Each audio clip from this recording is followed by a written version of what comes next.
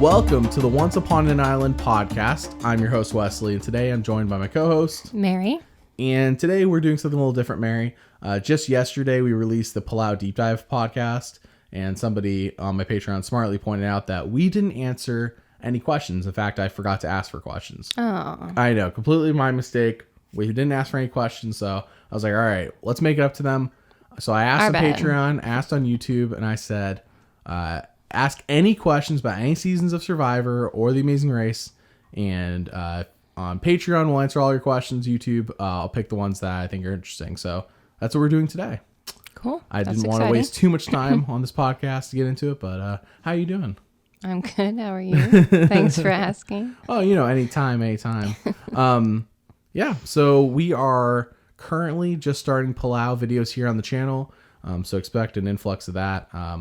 Just for those who are unaware of what stories were picked for this season, the patrons picked, they picked Ian, Stephanie, Kobe. They didn't have to pick Tom because I always guarantee the winner. Winner gets a video no matter what, because I don't even want to deal with the drama of that. Plus, I want to do all the winner stories. Right. I think everyone has their own interesting story. And then I got to pick the fifth one. I picked Bobby John. Now, if Bobby John didn't come back in Guatemala, I wouldn't have picked him. Mm-hmm. But I picked him because he comes back in Guatemala. And for him and Stephanie, I have a fun little video I'm going to do for both of them once Guatemala's done. So sounds good. Those are good choices. Yeah. They picked Stephanie, and I was like, good, because I want to do Stephanie anyways. But Stephanie comes back in Guatemala, and then she comes back in Heroes vs. Villains. So I have a fun video for her once we're done with Guatemala. All right. So yeah, we're going to answer. I didn't count these exactly. Probably about 20 questions. Sweet. But we're going to start with the patrons, and then we'll move on to the ones I picked off YouTube. I'm just going to use first names here on these people, but I don't think it really matters because I'm probably going to show the whole question on the video. So if you're watching the video, you get the bonus, but if you're just listening, it's not a big deal anyways. All right. So the first question is Kelly, I believe the last name is Donis. Kelly Donis asks, what did you think of Karor kicking Oolong's butt in every single immunity challenge in Palau? Mary? Well, it was almost like fascinating to watch, just like a big train wreck. Not even a train wreck, it's just like each episode I'm like, okay, today is going to be the day they're going to do something, they're going to try and pull something out of their butt here, and nothing ever happened. I mean, they won two reward challenges, yeah, but other than that, it was just like, it was heartbreaking. It was almost exhausting. You're like, at some point they have to catch a break, and they never do. So it was fascinating because I'd never seen it before, and I kept expecting something to change. But at the same time, yeah, it was just kind of exhausting and heartbreaking. I gotta say, on a rewatch, it's not as interesting to watch, knowing that's gonna happen. But I would say first time when I watched it, I was like, you gotta be kidding me. I think it wasn't until when it was Ibrahim, Bobby John, and Stephanie, when it came down to those three, I was like, they're really gonna let them ride this out. Like, they're not gonna tribe swap. Yeah, I kept expecting a tribe swap, and no, nothing. So I liked that they let them do it. At first I was like, why do they keep doing this? Because I can't imagine the players have to be just mentally broken, I would imagine. But, and you know what you mean? Yes. Yeah. And so I would imagine that, a tribe swap would help revive them, give them some energy back, give them some hope. Yeah. And they never give it to them. So. And the thing is, it's always asked, like, was there a planned tribe swap? And they just decided not to do it. And if there was a planned tribe swap, I'm glad they didn't do it, so that we finally had a season where we could see what would happen if this happened. Yeah, it was very different.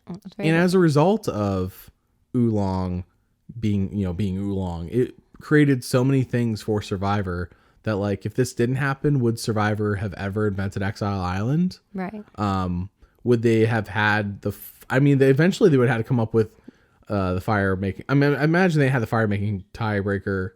I feel like that was like in the back of their head somewhere. Because sure, but if you think about it, when you watch Stephanie and Bobby John do the fire, the tiebreaker, they had to light torches. But then later on in the season, it's almost like they fixed it, and they did with the rope, like what we're used to. Not perfect. It was almost last minute, but like I said, that's what I feel like it was something at the back of their head. Oh, we'll just have them make fire. But they didn't maybe really, think about the logistics of it all the way through, because it hadn't happened yet. What I'm saying is that, like, did they like come up with like, oh crap, like in 3 days, Stephanie and Bobby John might be back at final trial for Oolong, I guess, at Tribal Council. What are we going to do? And they came up with over those 3 days, okay, we could do a fire making tiebreaker thing at Tribal Council. Maybe they did. Oh, I'm just trying to think like production wise, because otherwise, if they had already planned out the fire making, I feel like they didn't test it out well enough to know that those torches were going to light super quick. Because they did. They lit up. Almost made it like Bobby John never had a chance. Not that Bobby John specifically. It's like whoever was second place never had a chance. Because if you're first place, you just got to get like a little fire. And it almost seemed like it was super easy to light that. What do you mean if you're first place? If you're the person who lights the fire on the torch, you don't have to really build that big of a fire because like the torch lit up really easily. Right, but both people had the same opportunity. When it came to Ian and Jen, they had to light through the fire. They had to light through the rope, and so both people could have a fire going potentially, and we'll see it in later seasons. Two people have a fire going, and it will take. It doesn't just burn through the rope immediately like it lit the torch on fire immediately. Right. So it's almost like first person to get flame, basically. Yeah, my bad. Yeah, that's what I'm trying to say. Well, that's not true because Bobby John got flame first. Did he? If I remember correctly. No, what it was Bobby John was carefully preparing a fire. We're getting way off track. He was like carefully preparing this fire and he had it all set up. He was in gentleman mode and he should have been in wild challenge mode. Right. Well, I think he wanted to make sure it stayed lit because that's what you do when you build a fire. Yeah. But Stephanie wasn't concerned about making sure this fire stayed lit. She was just trying to build a big blaze so that it caught the torch. So I try not to do this when I do proper videos because it's just a rumor. But there is a rumor that they actually did the challenge once. Bobby John won. What? But Steph argued over it. I don't know. This is why it's just a rumor because there's enough of the story for me to be like, yeah, that's probably true. There's just a rumor that Bobby John won the first time. Steph complained and they redid it, but that sounds very unlike Survivor for someone to complain. Something would have had to gone wrong for Steph to complain, like Bobby John's torch maybe dipped down further than hers towards the fire. I mean, like something was messed up. That's the only thing I can think of. Or like her matches weren't in her box with everything else or something. Like something would have crazy, been different is my point. But still. Which if that is true, would mean that is kind of like what I said, like production kind of made up the fire making challenge during the season, not before the season figured out. Because I know for a fact that the purple rock in Marquesas, I don't know for a fact that it was made up during the season. That's all I'm saying. Mm-hmm. I am saying that the way they did it in that season almost didn't make sense. Like Pascal got out, sure, and I know you haven't watched Marquesas, but the guy who got out, by the rules of Modern Survivor, would have gotten out anyways because he was the only person who was not eligible. Like the tie vote was for Nalia and Kathy, and Vesepia had immunity, and Modern Survivors, whoever's being voted for is immune, and whoever has the necklace is immune. Right. So he would have been the only one eligible. And they don't even do rocks at Final Four anymore. Not that they ever would anymore. But just the one season, so it kind of worked out that he drew the rock. Point being is that it was wondered, like, how would this work in the future? And at what point do they change it? I know for a fact during Vanuatu, Chris said, I think if we have a tiebreaker, the people who are being voted for are immune. The person who has a necklace immune. I'm like, how would Chris know this? Because that didn't happen the one time it happened. And it doesn't happen until season 27. So Chris only knows that because production figured out what's the proper way of doing this next time. And they explained it. And I'm saying the fire making was never talked about. Right. And not that why would they had no idea what they were going to be doing. Yeah, I think it was made up during the season. So a little bit longer on that question, though. Way off track on that question. Well, I had thoughts and I forgot what we talked about in the deep dive. I mean, technically on YouTube, it got released yesterday, but you and I talked about weeks ago. So it's been a while. Yeah. All right. Next question is by Cody. I said I only see the first names, and I said Kelly's last name. Whatever. It's on the screen anyways. All right. Is there any winner that wasn't on Winners at War that you is there any winner that was not on Winners at War that you would have liked to see return again?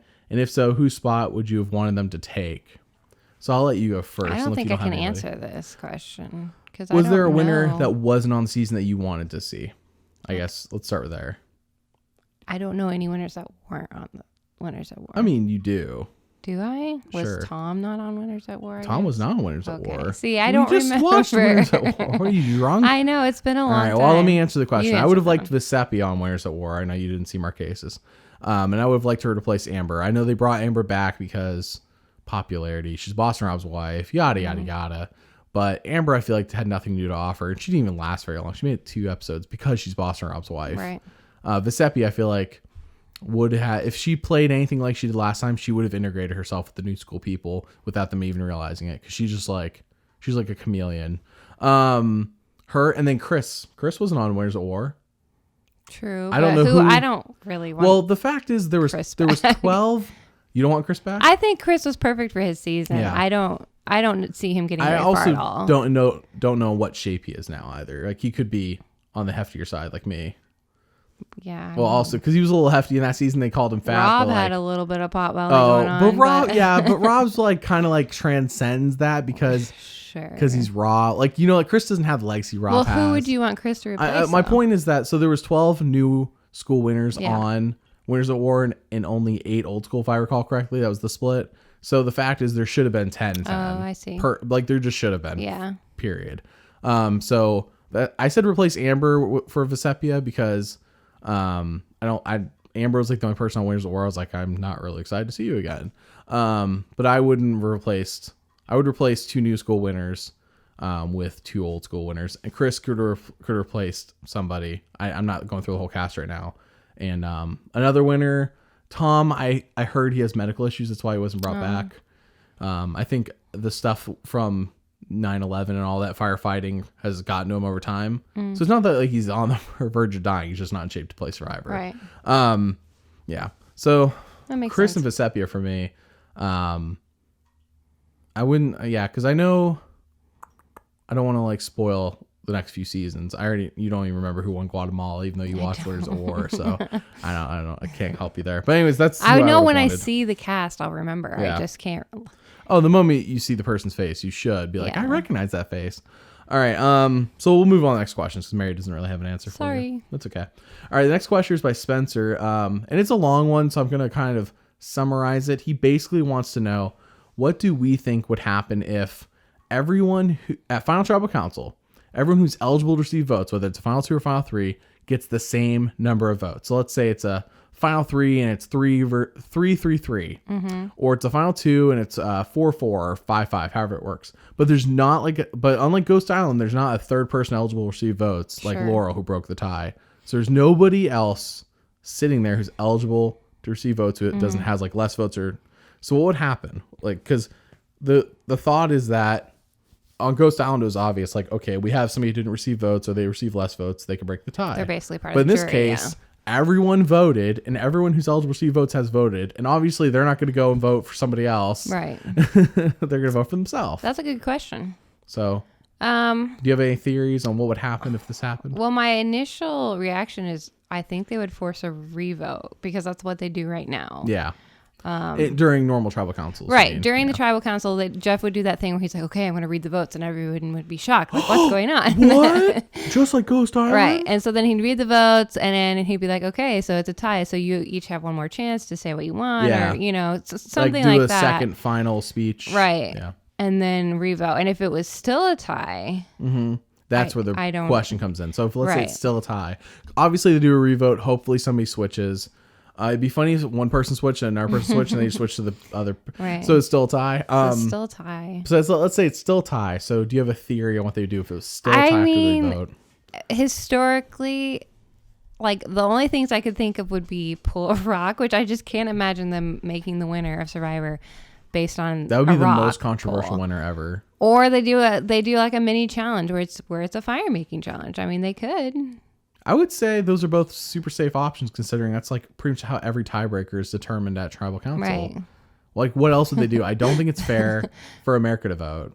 No, I don't think America. You're no, laughing. I was just thinking.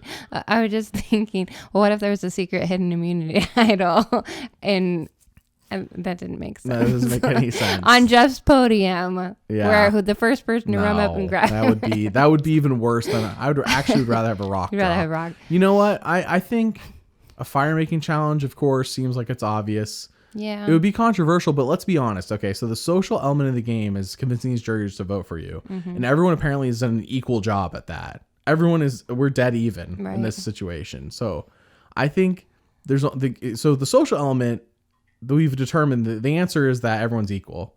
So now we have to, the outwit, outplay, outlast. They've already outlasted. They've already, I guess, outwitted to the point where they're all even. So now it's the outplay. So we got to outplay each other. So we either could do a rock draw, which actually I'm more on board with the rock draw than I am the fire making, as bad as that may sound. But I think Survivor would do the fire making because it would feel more like they earned the win versus they lucked into the win. No, another option I just thought of this is they could pull people from Ponderosa and have them vote. No. And the reason they wouldn't do that is because, well, first off, everyone who's on the jury is at Ponderosa. Yeah. You're talking about people on the pre-jury. Yeah, pre-jury. Well, pre-jury is on a trip in like Argentina or something. Okay, well, they can get them to vote. But the thing is, they haven't witnessed the whole merge game. All they know is what they know from the pre-merge. Right, but that's better than like America voting or a rock. No, there should not be America voting. America should not vote. Well, I'm just saying that it would be better than rock. That's my opinion. I think the rock is the ultimate, like, you guys can't make a decision, we're going to draw rocks. And I think if Jeff said that, though, before they did the revote, people would switch their votes. You know what I mean? I think people would be like, okay, I'm going to switch my vote because we're definitely not drawing rocks for a winner. That's ridiculous. But if Jeff didn't tell them, I think it would be hilarious. I mean, I think The Rock, I know people don't like The Rock. I think The Rock is actually great because it's like, you guys can't make a decision and we're not. And I love that they make the two people who are getting voted for not eligible. I actually love the rock draw. I know it's like, I may be controversial, but I love it. Situation. We're talking about winner here. The winner. I know. I'm saying that once again, they can't make a decision. They can't make a decision. The jury can't. I mean, maybe Jeff like lets the jury all talk to each other on the side. I mean, that's all they've been doing is that Ponderosa is talking. Yeah. And by the way, I'm like getting like worked up over this fake situation that never happened, and it probably won't. Probably. But not. Because I feel like the jury now is either, it's so large that I can't imagine this happening, or the jury is like 10 people and there's 3 people eligible to be voted for. It's like, it's impossible. But in the past, there has been options where this could have happened. So anyways, I personally, I think they would do a fire making, but if they did a rock draw, I'd be like, that's perfectly okay. Do you think they'd just split the money? I mean, you can't just split. No, I don't. There's no 3-way. One Soul person Survivor. Get the split, and one person get the Soul Survivor title. No, first off, there's no ties here. This is not Europe. Okay, we're not playing soccer. Whatever. That's all interesting. Right. Let's move on to the next question because I think that's where we're at. But for a fact, I want to hear what you guys have on that. Comment with what you think they should do if that happens. Because I think it's an interesting situation to ponder at Ponderosa. Maybe that's what they call it, Ponderosa. Ponder. So think about your game and your life decisions. Oh, I bet you that was already explained at some point and I just missed it. All right. Kirsten asks, what do you think is the most underrated season of Survivor? Just season that doesn't get loved in general, but you like. From what I've seen so far.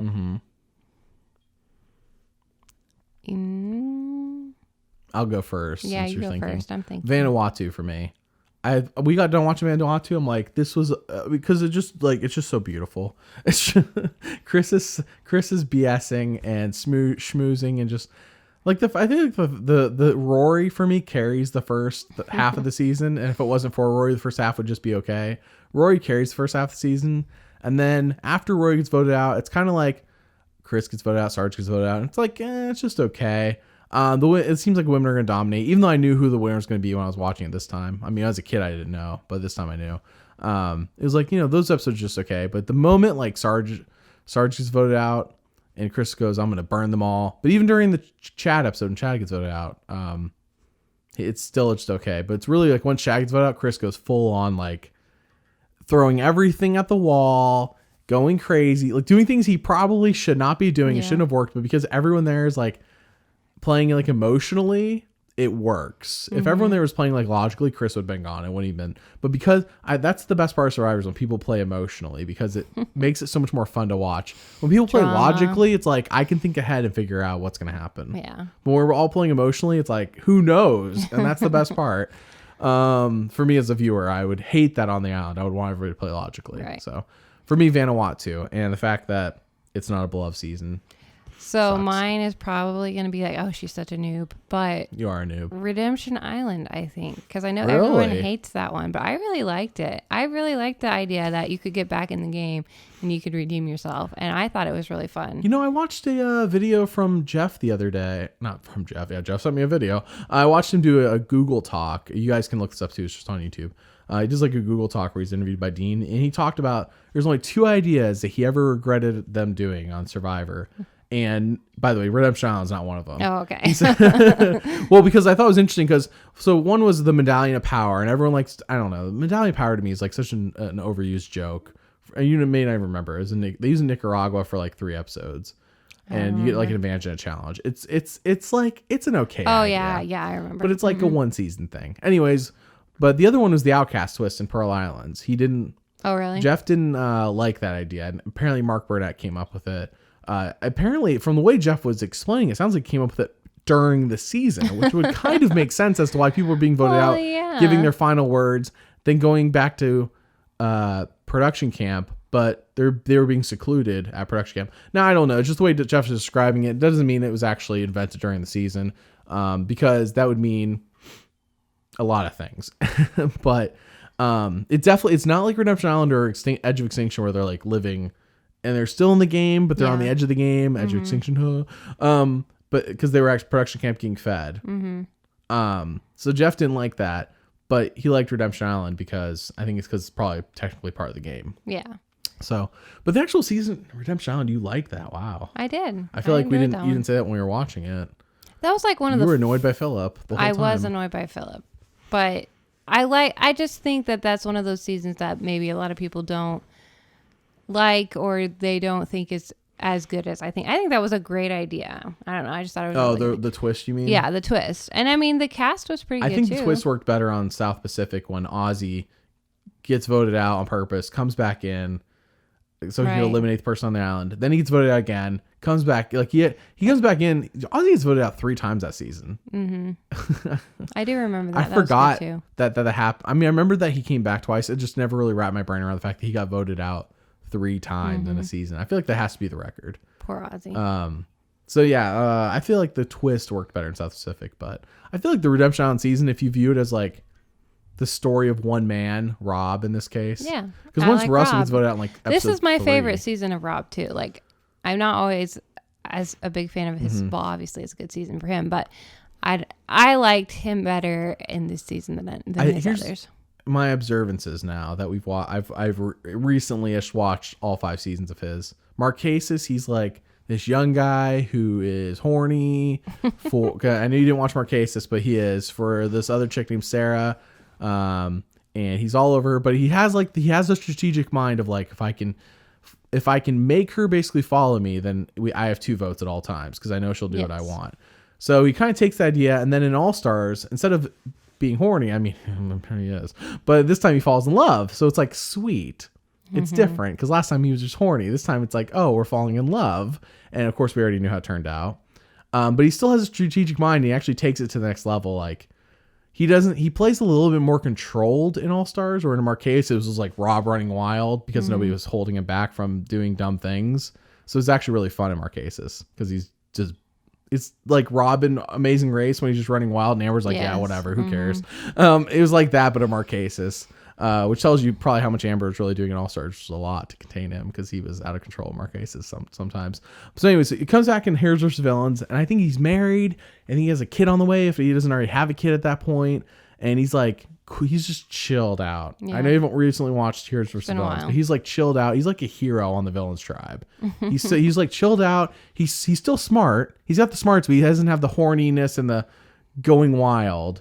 Sure. And then in Redemption Island, it's like all comes together. And of course it helps that it's a cast of newbies, now returnees. So the bar of playing them is easier. I guess it's not like Modern Survivor where the newbies come in like we hate returnees. Right. See, I don't think I'd seen any of his other seasons before I watched that one. So to me, it was just like no. I think we watched Heroes vs. Villains before that, but that may have been your first introduction. Anyways, we are getting very off track. Wow, what was the question again? Which season do you think's underrated? No, I think this is very relevant. Okay. And then in Winners at War, at that point, everyone knows his shtick. Yeah. Nobody's gonna let him do anything. No. Yeah, he couldn't. He kind of did everything he had in him in the first 4 seasons that he played. First 4 seasons. Yeah, that's crazy. Yeah, he's played 5. He's enough. You know who I'd like to see back though? That's not one of the questions. Rupert. I'd love to see Rupert. Yeah, I'd love to see Rupert back for a 4th time. I feel like in Blood vs. Water, his wife was voted out right away, and he switched with her, and we never really got. So we've really last time we got to see him play was Heroes vs. Villains, where he made it to Final 5. If I recall correctly. No, Final 6. Colby was 5, Jerry was 4. So he made it to the merge. He made it to like 3 votes into the merge in Pearl Islands. Made it to number 4 in All Stars, number 6 in Heroes vs. Villains. And if it wasn't for him his wife can vote on Blood versus Water, he probably makes the merge again. Rupert's just like a great social player. He has no strategic, like he just probably thinks, but like great social player. Like he really, I don't think anybody's ever gunning for Rupert. And except for in Pearl Island, people were talking about Rupert like gunning for him, but yeah. No, I just think he has another one in him. All right, I got to find where we were just at because I missed the, okay. Next question is Giovanni. How could Kobe from Palau changed his game, and where did he go wrong? I think his biggest issue was just being too honest or open, I guess, about things. He just, whatever kind of was in his brain came out of his mouth. That's what it seemed like in the edit. Yeah. So I feel like he should have just played a little bit more of a quieter game. You know, if he's upset at people, okay, that's fine. Don't let it show, you know, and he let his emotions get carried. I will say a lot of his strongest emotions are in confessionals. So that's what we're seeing. Sure. But not just that. Like, I'm not saying you're wrong. I'm saying that a lot of his strongest emotional statements were made in confessionals. So sometimes we as an audience just like pair that with what he's doing. Well, I'm specifically thinking of time when they're out fishing. Yeah. Oh yeah. And he threw a hissy fit. Yeah, basically, with Tom in the end. With Tom, and then there was another time where he pulled Stephanie aside as soon as Stephanie got over there, and basically just told her everything about everything, which is, I guess, fine if you really know what you're doing or what's going on. Yeah. I don't know. I think Kobe was desperate when Stephanie showed up. And by that time, sure, he was probably desperate. I just feel like he could have played it a little bit closer to the chest, and that would have helped a lot. If he had started from the beginning, I think if Kobe played... So they're asking, how could he have changed his game? I think, which also answers where did he go wrong, in my opinion. If Kobe played with, as you said, a little bit quieter, but just like with... And he wouldn't have been as fun of a character... if he could have Russell Hantz this thing and waited till the end to really blow it up. Sure. But if he could have played with more patience, because Kobe was on and to be fair, that he's on a tribe who's just winning, and like their first vote was so obvious in Willard, that like they didn't really get to play the game, and then the moment they got to play the game, he gets voted out. So Kobe, like for like, man, talk about for like, I don't know how many days it was before they merged. I want to say it was like day 21, 22, something like that. Yeah. So for like 3 weeks they're playing this game, but really they're not playing the game because it might have helped his game if they had lost earlier. Like everyone could talk to each other and say I'm on your side, but until you go to tribal and vote, you don't really know if people are on your side or not. So kudos to all of them, by the way, for not throwing. I know I said they're doing the deep dive for not throwing any challenges, because that totally could have happened if they were just like, I'm fed up. We're with this person, with Kobe. We're getting rid of him. I think Kobe though, if he had, because even though I said those things happen in confessional, I feel like we forget that just if you're saying in confessional, it means you're thinking it. Yes. Usually. Unless you're Woo and you're like, we fist fight or whatever. Like clearly he's making that up on the spot when he's thinking about how the tiebreaker works. But for most people though, when they're saying their emotions in confessional, it's what they're thinking on the island. And even if you're not saying that out loud, it probably permeates through your actions and the way you treat people. Things he was like thinking. You hate somebody, you're not gonna like only say you hate him in confessionals and then in person, unless you're Chris. I guess Chris was able to say like, Julie burned me, screw her. But then like when he's interact, Julie, there's like best friends. So, but for Kobe, it's not how he worked. So Kobe didn't have like the BS filter when he was with people as much. So, basically, if Kobe could have Chris'd everybody, he could have schmoozed them in person. Yeah, exactly. Really, if you could have schmoozed them in person, then instead of stuff in confessionals, it'd been better. All right, so the next person is Ashley. She has 3 questions, so we're just gonna do one at a time, obviously. Since Tom, I'm gonna read this fully. I haven't read this yet. Since Tom is such a charismatic leader, if he had been on Oolong instead of Karor, and let's say he replaced Yolanda, could Oolong have pulled together under his leadership, or was Oolong just too headstrong and like thick-skulled to like accept a leader? Period, even if it was Tom. No. That Tom could have pulled it together. I'm pretty sure. Yeah. Together? Their problem was that Yolanda took leadership. She wasn't a good leader. They got rid of her, and then in their minds it was like, oh, the leader's the target, and nobody really wants to be the target. I feel like that's what it is. Yeah. But Yolanda was just a bad leader. I think Yolanda's leadership could have worked with a different group of people. I think her leadership was kind of like loud. And some people react really well to that, but clearly her group of people were not reacting well to. Her problem was that she, in the very first challenge, she said, "Don't get the fire, get the what." Well, that was just a dumb mistake. Even if Oolong wins that first immunity challenge, I still think they're annoyed at Jolanda. Sure, I don't think the immunity challenge was the make or break. I think they were just already annoyed at Jolanda, and that just was a good reason. But even if they win that first immunity, I think they got rid of Jolanda pretty quickly. But I think Tom. And this could have gone for anybody, but anybody came in there and it could have been the leader of Oolong had they just like wanted to be leader number one, because everyone was denying leadership after Jolanda, probably because they figured Jolanda's vote out because she was a leader. Anyway, so somebody came in and was the leader, but they also had to have been more of like a mature, calming presence. Yeah, and Tom is that. Yeah, no, I agree. I'm just saying it's not specifically Tom. I feel like anyone, but so in this case, yes, Tom. But if someone had been the leader and been mature and calm, and everybody listened to the person and respected them, then yeah, I feel like could have Oolong won an immunity challenge or two because they had a Tom on the tribe. Yes. I feel like I really think that. I feel like they would have gone at bare minimum. They would have gotten to that Bobby John Stephanie challenge where they're eating those birds, and Tom would have been like, "Don't shove them all in your mouth at once, Bobby John." You know what I mean? At bare minimum, I feel like that would have happened. But yeah, so could have Oolong have pulled it together, meaning they win at least one immunity challenge or two.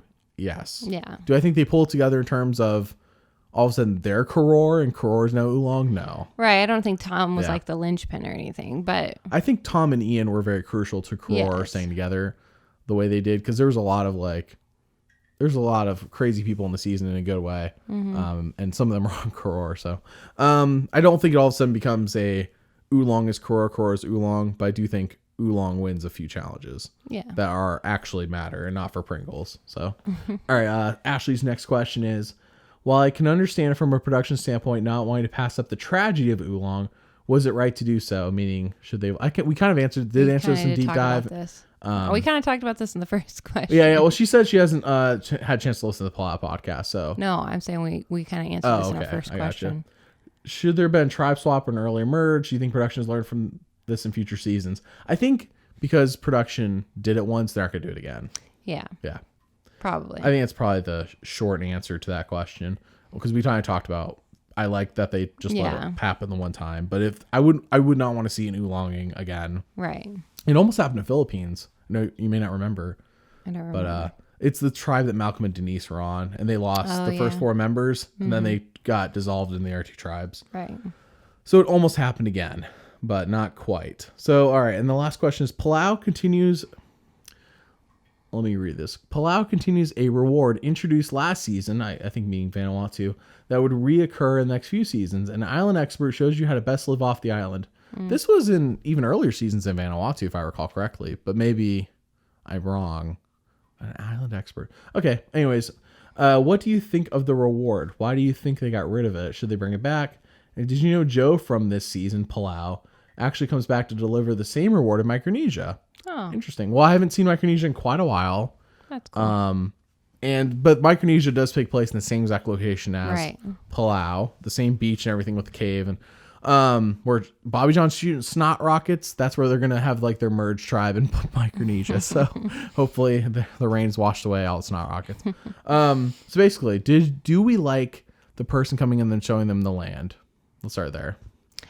Because this happens in Thailand as well. I definitely remember that. I will say I think it's a good challenge from the standpoint of the tribe who gets good reward from the tribe who gets the reward. Their cats walked by our window and it was super cute. I got distracted. I will say it's probably just not very interesting TV. So that's probably why they cut it. But it is a good reward. Yeah, I think it's a great reward. And I know that Lauren Ashley, who's on Island of Idols, was actually surprised by the number of rewards they cut out of the show now, currently in Modern Survivor. So I think if they did this now in Fiji, I don't know if they need to, because I feel like things are a little bit easier now. Like they have a well for their water. They don't have to go boil and stuff.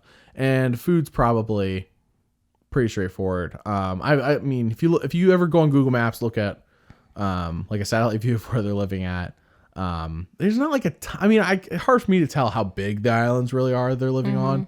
They could be, I don't know. I feel like their space to live in is only so big. So it's really like if somebody should come along and show them how to fish, I feel like that's probably a crucial one. But in terms of like finding food in the island, I feel like some of these seasons were a little specific. Like Vanuatu had sugarcane. Does Fiji have sugarcane? I don't, probably not. Right. But it was cool that Vanuatu had it. Or the sugar sticks, whatever they're called. I think it's sugarcane, right? Yeah. Yeah. So I like it. I'm on the same page with you. If they do it, they could. For me, it'd be fine if they don't show it on the show. Mm-hmm. But I do like that they did it. And why did they get rid of it? I don't know, actually. Because I don't know. I couldn't nail down what season they stopped doing it in, top of my head. But I want to say around Gabon, Tocantins, Samoa, Heroes vs. Villains, that time frame, the HD, beginning of the HD. Well, I think at some point when once they start just filming in Fiji, like it's almost like part of your training, probably like, okay, eat these coconuts, don't eat these. That's whatever, true. You know. It could be. It could be. I know as far back as at minimum Cook Islands, they were having everyone, and I know even Rob Sessionino said this in the Amazon that like before the season starts, they run through some basic stuff with everyone, right? Showing them how to do basic things. So it's very possible that they do more, just say like, these are things that you can eat, these are things you can't eat, you know, in terms of Fiji, right? So yeah, I think that's long enough on that question. Let's see what's next. Okay, we are on to YouTube questions. So. Is this the same Giovanni who's on my Patreon? Another Giovanni asked. If not, I'm impressed by how many people are named Giovanni. I think I see Giovanni. I think of the bad guy in Pokemon Red and Blue, who he was the mob boss. Okay, very important. All right. Who's one Survivor player that you wanted to do a story video for that hasn't had one during the first 9 seasons? Obviously, this is very specific for me. So who did I want to do a story. Is there? Okay. Mary's story video coming soon. Hey, actually, anyone who's gotten this far in the podcast, Mary is working on a video right now. I'm still going to do the voice for it, but she's writing it. So it'll be very uniquely Mary. Anyways, it's coming soonish. You'll see when it drops, you'll know. All right. Who's one? Okay. Story video. The only one, I did so many videos for All Stars, and I was surprised some people didn't pick Ethan Zahn for All Stars. Out of all the videos they didn't pick Ethan, because Ethan actually has a different story in All Stars. I know you didn't see him in Africa yet. Eventually we'll go back to those seasons and you'll watch them. But Ethan had such a different story in All Stars than he did in Africa that I think it's worth telling. But I think I made like 8 or 9 story videos for that season, and I don't plan on going back anytime soon.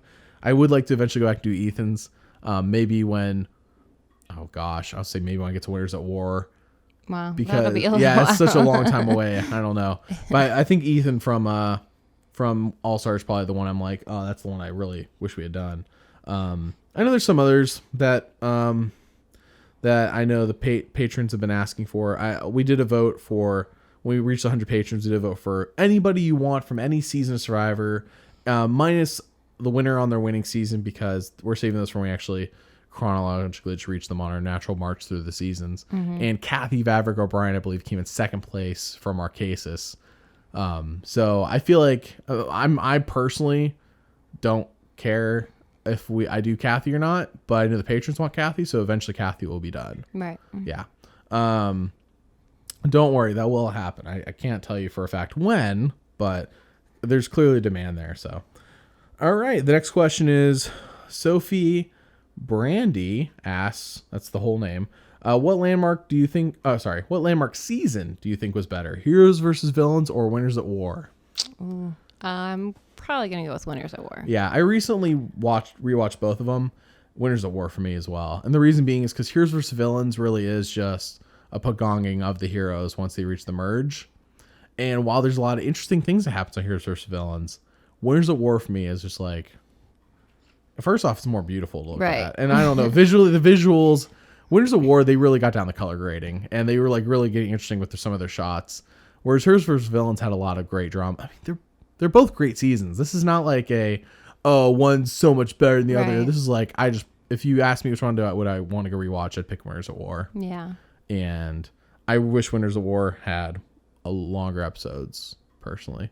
Only for, not every single episode, but like there's so many secret scenes. I'm like, they could have had at least a couple more longer episodes. That's my biggest regret of that season. Yeah, I definitely could have watched more of that. Mm-hmm. So that does not. I really like Heroes vs Villains though. Like top 5 season for me. Still doesn't mean anything less. So, do you have anything more on that, Mary? No. Okay. Everlasting Tree asks, what returning season ideas would be the coolest? Who would your top picks for these ideas be? Let's stick with what returning season ideas would be the coolest. So, if they did another returning season, what idea would be the coolest for that season? Do you have anything off the top of your head? Because I do. First boot. First boot season. Why does everyone want a first boot season? I don't know. I just feel like they should get a second chance. But usually they're booted first because they don't get along or they're not interesting. It was rumored that Guatemala, the 2 people they were going to bring back was Wanda and Jonathan for getting first booted in Palau before they ever got a tribe. Yeah. But then the whole oolong thing happened, so they brought back Steph Bobby John instead. Yeah. Interesting. Yeah. I think it'd been hilarious if Wanda had been brought back and she was on top of the Mayan Tower Empire. She's like, here I am on Survivor. And then everyone's like, oh no, not Wanda. How soon can I? And then she's on the 11-mile trek with them because that's how long the trek is in the woods. The whole time. We are on a trek in Survivor. That would have been great. When we get done with Guatemala and I get done enjoying it the way it was, I want to imagine an alternate timeline where Wanda was there instead of Stephanie and Bobby John. So anyways, so your idea would be all first boot that's season. just maybe first boot or all. As long as Wanda place. comes back, I can agree. Know. If they bring back Wanda, I'm on board. What would you want? For me, I think, and actually, I don't know in what order the video is probably coming way later than this podcast, so I'll put it here too. But we made an unpopular opinions video on Patreon recently, and one of my unpopular opinions was I liked One World, but I liked it as a twist. I don't really care for the season, but I like the twist of One World. And I feel like if they ever did another returnee season, like let's say they do a Legends season, where it's like people who never won but are just like Legends of Survivor, or let's say do another Second Chance or something. Who cares? Another season where it's all returnees. They could do One World where they put 2 tribes, 1 beach, and they just stick with that until the merge. Like there's no like eventually separating them to different beaches, which was what they actually did in One World. Right. Just keep them all on one beach, both tribes. But because it's all people we know, it should be a lot more fun because, like, I think we'd see a lot more interactions between the tribes. I think it's more possible we see somebody from another tribe giving somebody an advantage or an idol from, like you're going to tribal council, here's an idol. You're not going to be safe because they're friends with them. Right. Or they'll be like, well, I know we'll work when we get to the merge. Because all these people, if they already know each other from playing previously or outside the game, I think it actually would add so much to the gameplay. And the show should have an easier time of telling the story because while sure they're telling the story of 2 different tribes, they're on the same beach. So like it's really just like I feel like it would be really focused. And I feel like the interaction, everything, I think they still keep it men on one tribe, women on the other tribe. Just keep it simple in our minds. Who's on what tribe? Just at least to start off with, they did in One World. I think it makes sense because like who's on what tribe? Why because we see people all on the same people on beach. different tribes talking to each other. Like, are they in the same tribe? I think One World for a returning season would be a great idea. Like Winners at War had been One World, that'd been great. That would have been crazy. Yeah, like if Saleh and Dakal had been interacting with each other, that'd been great. I've been on board with that. I don't know if they'll ever do that based on the way Fiji is set up. But if they ever do, I'm on board. So that's a good idea. I like that. Thank you. Next question. Let's see here. The Dizzlehawk. I like the name. It says, who's your favorite winner? We'll go with you, Mary, first. Favorite winner. My favorite winner. I don't want to be cliche and pick Tony, but I like Tony. You pick Tony. Which season did you like him more on? Winners at War or Cagayan? Winners at War. Winners at War, yeah. He's less crazy. Well, he's kind of like Boston Rob. He's a little more controlled. He's chilled out, a little bit. Well, not chilled out's not the word I would use, but he's definitely more in control. He's more in control, Yes, for sure. Yeah. I just think he's really funny. He's fun to watch. He's smart. He's smart, but he's also very personable and funny. He can never play again. And I know people said this after Cagayan, but he could never play again and be successful in terms of like winning the game. I think he got away. Winners of War only happened because of Game Changers. Because he went out like second in Game Changers, Mary. I don't know if you remember this. I do remember that. I remember that was actually, unfortunately, that was our introduction to Tony. Yeah. We never saw because I had, after somewhere between Gabon and Tocantins too, Millennials versus Gen X, I was in the Navy somewhere the whole time. Somewhere, yeah. Just somewhere. No, I was in the Navy, so I didn't watch the season. So we came back, we got married, and we watched Millennials versus Gen X. Then we watched Game Changers, and I'm like, who is this madman Tony? And I'm like, he won a season? Yeah. And that was our introduction to Tony. And so eventually we went back and we watched Kagayan. And I don't even think you remembered that was the same guy because he was gone so quickly in Game Changers you could forget him. Like, even though he's crazy, it was just one episode. But yeah, I was like, this madman. So he comes back from Kagayan and just plays like a lunatic in Game Changers. So everyone views him as Tony's crazy, he can't win again. So he comes back and wins at War, and he really puts himself under control. I just don't think I don't think there's any more tricks in his bag. So anyways, I didn't answer the question. You answered the question. My favorite winner, gosh, of all time.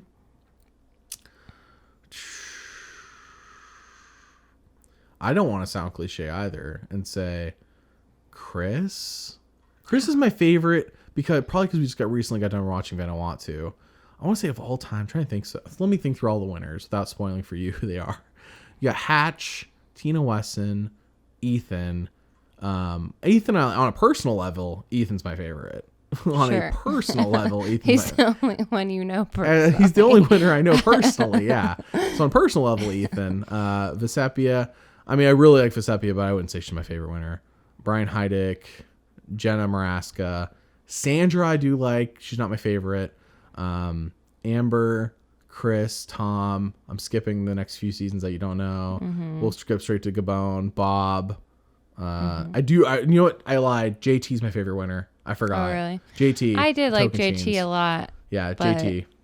Yeah. JT and Tocantins specifically.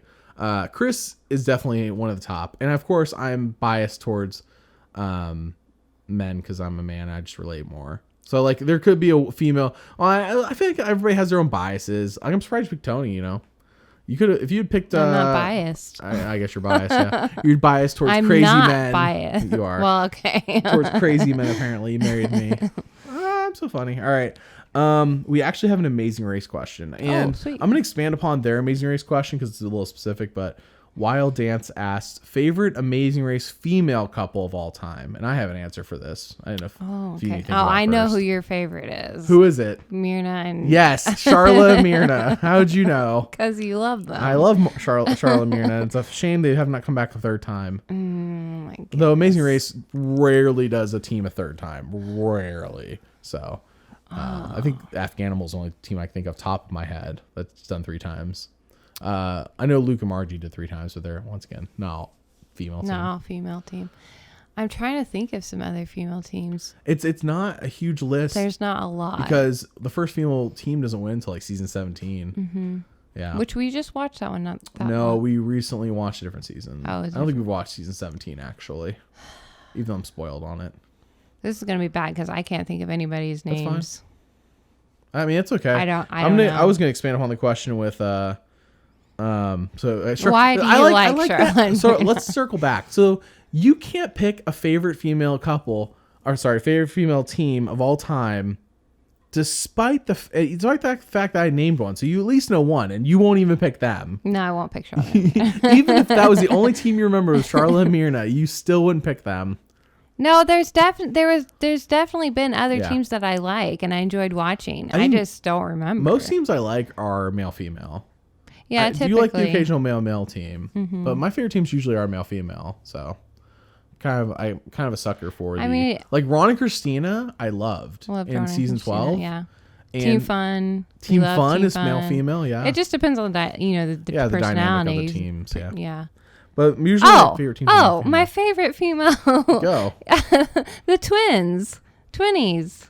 Oh, Natalie and Nadia? Natalie and Nadia. Oh, yes. yeah, dude. I was so hooked on Charlotte and Myrna, I forgot. No, I still wouldn't pick Natalie and Nadia as my favorite, but I'm glad you like them. Yes, I did like them a lot. I made their video was pretty popular when I was pleasantly surprised because unfortunately they only make it one episode with their second time. Yeah, I know. Yeah, what a shame. All right, so I was going to follow that question with since this is the only Amazing Race question.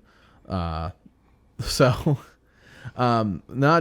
female team, but just what is your favorite Amazing Race team of all time?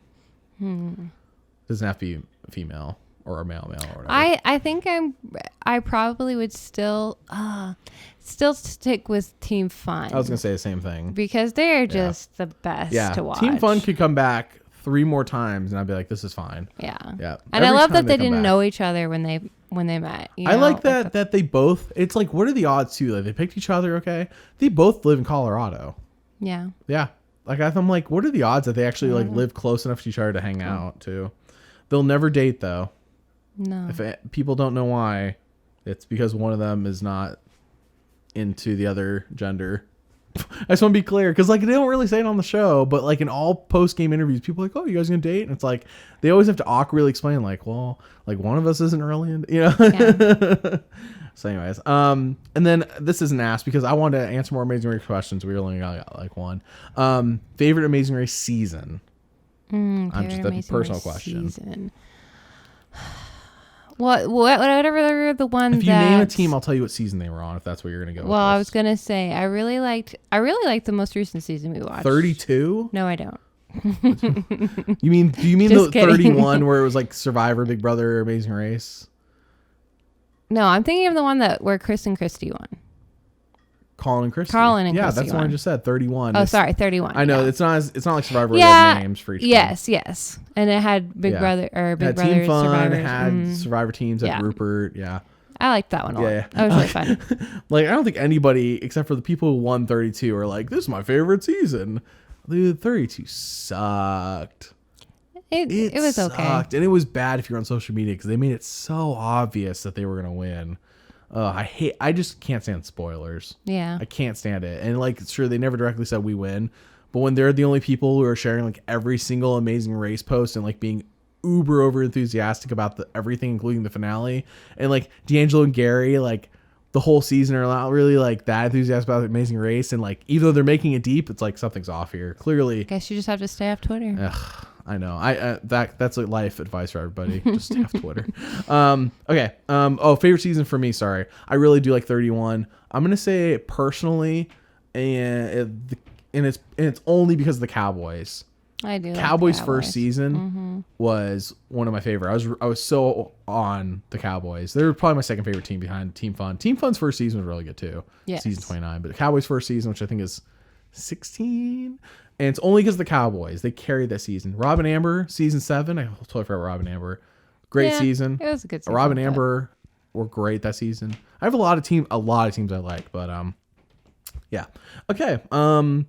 This next one is by the Kingly Dragon asking, who are you most disappointed never returned for a second season of Survivor? Oh, second. So they only played once. They only played once. If you name somebody who came back in, I'll let you know. But for me, it's Rory. Rory. Yeah. Oh my goodness. No. I didn't have to think about that one. Yeah, I would have to think because most of the people I like have all come back for second seasons. Yeah. That I know of. Yeah.